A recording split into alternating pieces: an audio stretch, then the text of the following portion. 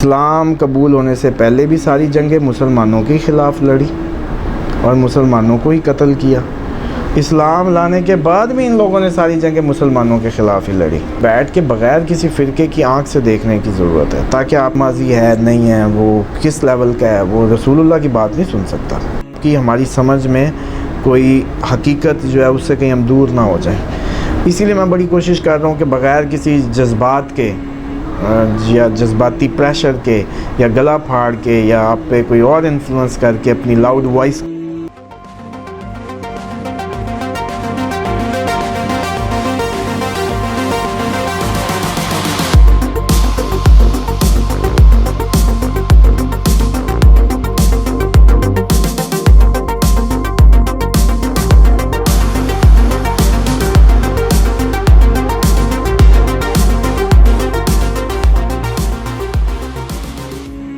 ठीक है। अब आज नबी को हम 5 मिनट के लिए रसूलुल्लाह सल्लल्लाहु अलैहि वसल्लम के लिए हम ये नहीं सोच सकते कि आप मुझे 5 मिनट के लिए कन्विंस करें कि उसामा साहब 5 मिनट के लिए कह दें कि नबी से मेरा कोई ताल्लुक़ नहीं और नबी नहीं है। 5 मिनट के लिए सपोज तो नहीं मान सकता, मैं कोई भी नहीं मान सकता। आम मुसलमान से भी जाके कहें तो रसूलुल्लाह की बात पे आके जैसे वो उसका ईमान जो है वो इस लेवल पे आ जाता है कि वो आप बेशक वो नमाजी है नहीं है, वो किस लेवल का है, वो रसूलुल्लाह की बात नहीं सुन सकता। अगर ये सब हुआ है तो आज हम कौन से इतने अपने आप को बड़े 30 मार खान और इस्लाम के लंबरदार, या ये जो आज हम इतने कॉन्फिडेंट होके फिर रहे हैं, ये कॉन्फिडेंस ख़त्म हो जाएगा अगर हम ओहद में चले जाएंगे तो। कि बड़े बड़े लोग, बड़े बड़े जिनको सोबत रसूल हासिल थी, उनके भी कदम शैतान ने उखाड़ दिए थे। तो अपने दुश्मन की पहचान करें। असल में तो शनाख्त दुश्मन जो है, जो आपका शैतान दुश्मन, जो असल दुश्मन है, उसकी चालों को और उसके हरबों को हिस्ट्री से निकाल के आज में फ़तह हासिल करना असल में इस्लाम का या दीन का इल्म हासिल करना है, ना कि उस पर ठट्ठे उड़ाना और ना कि इस पे खुशियाँ मनाना या टॉन्ट करना एक दूसरे को। अब आए आगे कि ये जब ओहद में एक अली तवाफ़ कर रहे हैं, जुल्फ़कार उतरती है और सारों को भगा देते हैं। अब ये खंदक पे वाले सोचते हैं कि यार उस दिन भी सारे तो भाग गए थे, फिर एक अली बच गया था। तो उन्होंने कहा ये अली जब तक है तो रसूलुल्लाह को कुछ नहीं हो सकता। अब इन्होंने मुतफ़िक़ा बोर्ड ने अनाउंसमेंट की, तो फिर उन्होंने कहा अली को कौन मारे, आओ। उन्होंने कहा जी मैं तो नहीं मारता, पैसे ले लो। फिर इन्होंने मुश्तरका एक इसमें फ़ैसला किया कि उस वक्त का अमर बिन अब्दुल वद एक पहलवान था, जिसके बारे में मशहूर है कि वो एक वक्त में ऊँटनी जो है, बच्ची ऊँटनी की जो है जी खा लेता था या उठा भी लेता था। इस तरह की मुख्तलिफ़ रिवायात हैं उसकी ताकत का बताने के लिए। ये उसको हायर करते हैं और सब पैसे सरदार इकट्ठे करके ये अबू सुफियान की कमांड में हो रहा है। ये बात याद रखनी इसलिए ज़रूरी है, जितना भी आज तक हमारी हिस्ट्री का ये जो सारा मामला है, इसको इंतहाई न्यूट्रल होकर एक साइड पे बैठ के बग़ैर किसी फ़िरके की आंख से देखने की ज़रूरत है, ताकि आपकी हमारी समझ में कोई हकीकत जो है उससे कहीं हम दूर ना हो जाए। इसीलिए मैं बड़ी कोशिश कर रहा हूँ कि बग़ैर किसी जज्बात के या जज्बाती प्रेशर के या गला फाड़ के या आप पे कोई और इन्फ्लुएंस करके अपनी लाउड वॉइस का इसको बताने की कोशिश करूं, नहीं कर सकता। बात वही होती है कि जो आपको अनचैलेंजेबल हो, या ये कह दें अबू सुफियान ने इस सारी का लीडर नहीं था, हेड नहीं किया, ठीक है जी। अब अबू जहल ही कब्र से उठ के आके कमांड कर रहा था। हमें तो अबू जहल के इतना बता के वो किया गया ना, क्योंकि हिस्ट्री बाद में बनु उमैया ने बदली अपने रूल को मजबूत करने के लिए, अपनी हुकूमत को तूल देने के लिए बनु हाशिम के मुकाबले में। उसके बाद ये होता है कि अमर बिन अब्दुल वद के जब ये इतना सारा लश्कर लेके आते हैं तो खंदक खोदी जाती है, क्योंकि डिफेंस का और कोई तरीका नहीं बच गया था, तादाद इनकी बहुत ज़्यादा थी। उसमें ये चीज़ आती है कि ये जो है जो अमर बिन अब्दुल वद है, ये खंदक क्रॉस करके आ जाता है, क्योंकि ये एक अच्छा कवि हैकल आदमी था। उसके बाद जो इसकी मैं समझता हूँ कि जैसे ये आता है तो ये कहता है, ए मोहम्मद भेज अपना जानिसार जिसको जन्नत में जाने का शौक़ है, जिसको मैंने सुना है कि तुम लोग जंग में मारे जाओ तो जन्नत में जाते हो, तो भेज। आपके पूरे लश्कर में खामोशी थी। अब इस बात के दो एंगल्स हैं, हूट करें किस पे करें, इसको दांत निकाल के लें, इसको रोते हुए लें, इसको शर्म से मैं अपना मुंह अपनी गर्दन अपनी गिरेबान में डाल दूं। इनमें से जितने भी सुनने वाले हैं या जितने भी फ़िरक़ों के हेड्स हैं या जो भी इस टाइम किसी भी स्कूल ऑफ थॉट्स हैं, वो मेरा सर आके ऊपर उठा रहे हैं किसी तरीके और कह रहे हैं कि फ़लाना बोला था, उसने कहा था ना या रसूलुल्लाह। चैलेंजेबल बात होगी।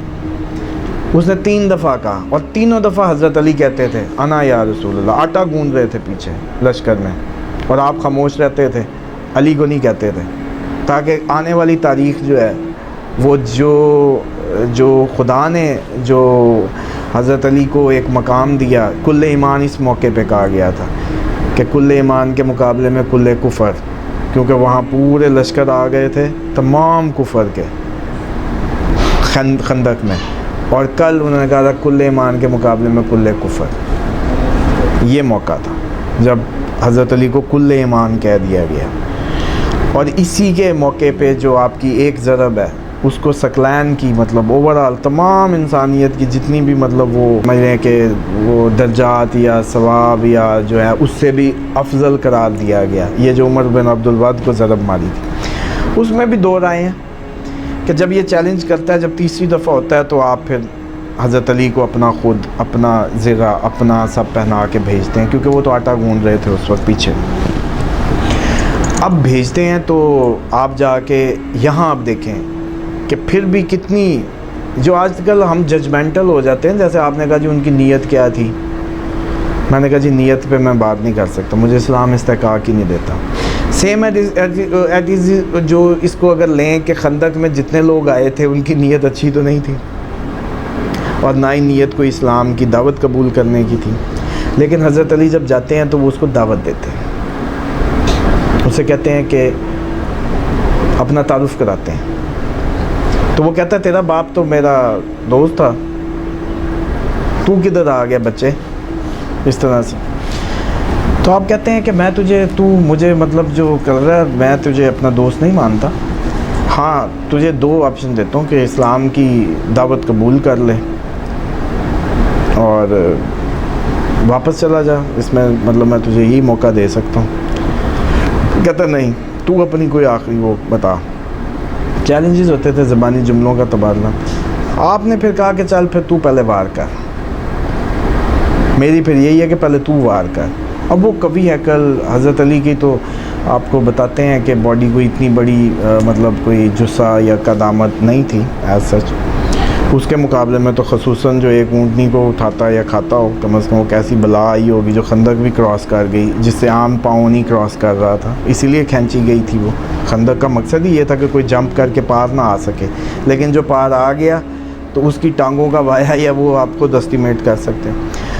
उसमें आप उसको एक उसमें वार से जब उसको गिराते हैं, पहले उसका रोकते हैं फिर उसका वो गिराते हैं। जब उसको गिराते हैं ज़मीन पे तो वो आपके मुंह पे थूक देता है। इसमें इस्लाम एक आपको हमें एक बहुत बड़ी जो तकवा की एग्ज़ाम्पल है वो फिर इस मैदान से अली हमें सबक दे रहा है। इस मैदान में अली फिर हमें एक सबक दे रहे हैं, क्या कि जैसे ही उसने थूक फेंकी आप उठ के पीछे हो गए, और बल्कि असहाब ने उधर इस बात को जो रसूलुल्लाह को पॉइंट आउट किया कि अली के काम देखें, अल्लाह अल्लाह करके तो इतनी बड़ी बला गिरी थी, इसका गुरूर देखें, फिर छोड़ के पीछे हो गया। ये अब मैं जो आज एंगल्स की बात कर रहा था, ये एक एंगल है, उनका एंगल कि अल्लाह अल्लाह करके तो ये गिरा था, जिसने चैलेंज किया था तो किसी ने जवाब नहीं दिया था, वही शख्स नीचे गिरा और अली उसके ऊपर मारने की बजाय मौका मिल गया तो फिर पीछे हो गया। हज़रत अली से जब ये वापसी आके पूछा गया इस इस्तफसार पे, तो उन्होंने कहा कि उसने मेरे मुंह पे थूक दिया था, तो मेरा ज़ाती गुस्सा ना शामिल हो जाए उसके कत्ल में, ज़ाती, क्योंकि मैं उसको सिर्फ़ अल्लाह की रज़ा के लिए कत्ल करना चाहता था और उसमें इतनी सी भी मिलावट बर्दाश्त नहीं कर सकता अपने अमल में। यहाँ तकवा की इतनी बड़ी मिसाल वो हमें देंगे मैदान जंग में, जब जान का मसला हो, आगे इतनी बड़ी बला खड़ी हो और ज़िंदगी लाइफ मैटर कर रही हो, एक बार ज़िंदगी से खाली कर देगा आपको, वहाँ तकवा का ये लेवल के खुदा की रज़ा या खुदा की मामलात में इतनी एहतियात कि ज़ाती ज़रा सा भी गुस्सा भी ना शामिल हो जाए तो वो पीछे होते हैं। और उसको कुछ उलमा ने ये ज़िक्र भी किया है कि वो जो ज़रब मार के, अब बाद में इसी में जब वो दोबारा उठ के खड़ा होता है तो ज़रब मारते हैं तो उसके 2 टुकड़े गिरते हैं और कुछ नहीं उठाते माल गनीमत के तौर पे। तो जब उसकी बहन आती है उस पर, आपको पता है पुराने टाइम पे जंगों में औरतें साथ आती थी मरीज़ों को उठाने और इस पे, तो उसकी जब बहन उसके उस पर आती है तो कहती है वाकई कोई जो है जवान था, मेरा भाई सही हाथों से मरा है कि उसने इसकी ना लाश का मसा किया है ना इसको जो है वो उसने कोई इसका माल गनीमत का लाज, क्योंकि आपको पता है कि माल गनीमत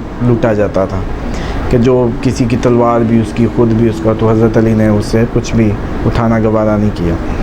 तो वो कहते हैं कि वो जो मारी थी ना तलवार, वो ज़रब सकलैन की उससे जो अफजल नहीं है, जो रिवायत है।